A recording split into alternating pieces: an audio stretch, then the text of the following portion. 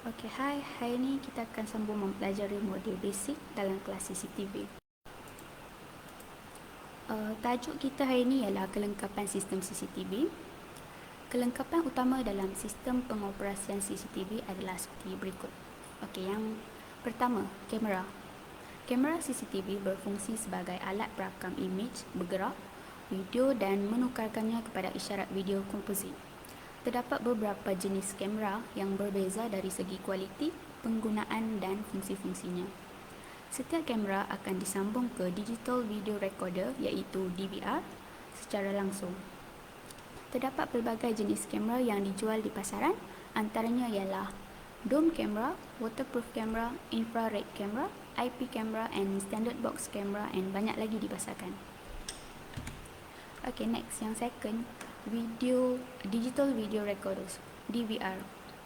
Okey, DVR adalah sistem yang digunakan oleh CCTV untuk merakam video dalam bentuk digital. Bagi menyimpan data atau maklumat yang dirakam, DVR hendaklah disertakan dengan hard disk yang kapasiti besar sekurang-kurangnya 4 TB.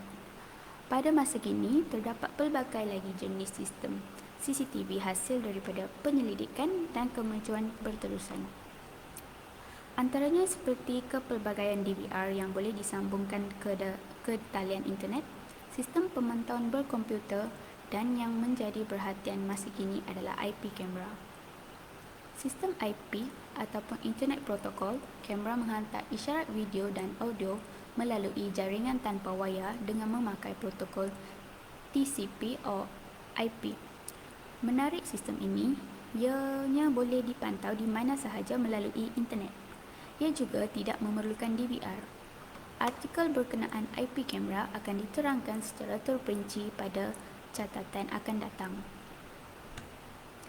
Okey, yang ketiga, monitor. Monitor digunakan untuk memaparkan imej yang dirakam oleh kamera secara langsung. Paparan imej pada monitor bergantung kepada bilangan port yang digunakan pada DVR. Monitor komputer adalah yang paling popular digunakan kerana harganya yang murah dan mudah dipasang. Okey, tajuk seterusnya yang kita akan belajar dalam modul basic hari ini ialah teori CCTV, iaitu kita akan belajar jenis-jenis kamera CCTV. Okey, yang pertama ialah dome kamera. Contoh gambar di sebelah ini ialah dome kamera. Okey, dome kamera sesuai dengan namanya kerana bentuknya seperti kubah. Tujuannya supaya arah kamera CCTV tidak kelihatan atau tersembunyi tapi boleh dilihat pada jarak yang dekat. Kamera ini biasanya dijual jenis fixed kamera, iaitu arah kantar kamera pada satu sudut sahaja. Tetapi terdapat juga jenis dome kamera yang boleh berputar dengan cepat, iaitu speed dome. Harga CCTV ini jauh lebih mahal berbanding jenis fixed kamera. Selalunya, kamera jenis dome ini diletakkan di ruang dalam, iaitu indoor.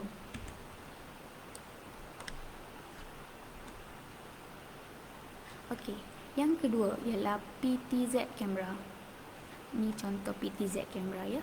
Okey, PTZ kamera singkatan bagi pan, tilt and zoom. Pan memampukan kamera bergerak dari ke kiri dan kanan. Tilt pula memampukan kamera bergerak ke atas dan bawah, dan zoom untuk membesarkan imej untuk beberapa kali ganda pembesaran. Digunakan untuk memantau kawasan yang luas dengan dipantau melalui satu kamera sahaja. Ia memudahkan dalam memantau kerana PTZ kamera ini boleh bergerak secara automatik atau dikawal secara manual melalui controller. Okey, yang ketiga ialah bullet camera. Bullet camera tidak jauh beza dengan dome camera kerana dari segi kantar cuma bentuknya sahaja berbeza. Kebiasaannya, kamera jenis ini diletakkan di ruang luar, outdoor berbanding di dalam, iaitu indoor. Kamera jenis bullet ini kebanyakan dipasang di luar kerana salah satu ciri-cirinya iaitu kalis air. Ianya boleh dipasang pada dinding ataupun di ceiling. Bullet camera merupakan jenis kamera yang tetap, iaitu fixed camera. bagi tujuan merakam pada satu sudut yang tetap. Okey, yang keempat ialah CCTV tanpa wayar, iaitu wireless CCTV. Okey, CCTV tanpa wayar ini menggunakan gelombang radio untuk berkomunikasi dan dapat mengambil gambar dan suara sekaligus. Kamera ini sangat sesuai digunakan bagi tujuan keselamatan dan pemantauan. CCTV wireless ini menggunakan gelombang 1.2 GHz di mana terdapat satu unit receiver untuk menerima gambar dan suara yang dipancarkan oleh kamera tersebut. Output dari receiver alat ini boleh dihubungkan langsung ke AV input di TV untuk melihat image dari wireless spy kamera tersebut secara live. Untuk merakam hasil dari kamera ini, user boleh menggunakan portable hard disk DVR ataupun stand-alone DVR. Jika ingin merekodkan ke dalam komputer ataupun laptop, user boleh juga menggunakan USB TV tuner atau USB DVR. Okey, yang kelima ialah IP kamera. Kamera protokol internet atau kamera IP adalah jenis kamera video digital yang menerima data kawalan dan menerima data gambar melalui rangkaian IP. Kamera IP biasanya digunakan untuk pengawasan, tetapi tidak seperti kamera litar tertutup analog. Ia tidak memerlukan alat rakaman tempatan, hanya jaringan kawasan setempat. Sebilangan besar kamera IP adalah kamera web, tetapi istilah kamera IP atau kamera biasa hanya berlaku untuk kamera yang dapat diakses secara langsung melalui sambungan rangkaian, biasanya digunakan untuk pengawasan.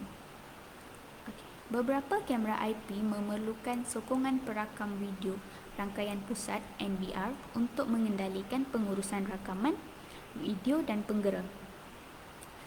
Yang lain dapat beroperasi secara decentralized tanpa NVR kerana kamera dapat merakam secara langsung ke mana-mana media penyimpanan tempatan atau jauh.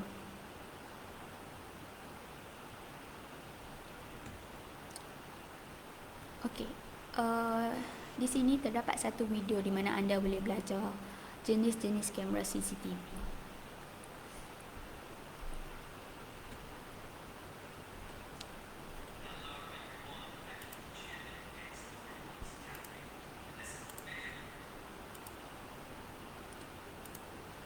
So, sampai di situ sahaja hari ini kita belajar.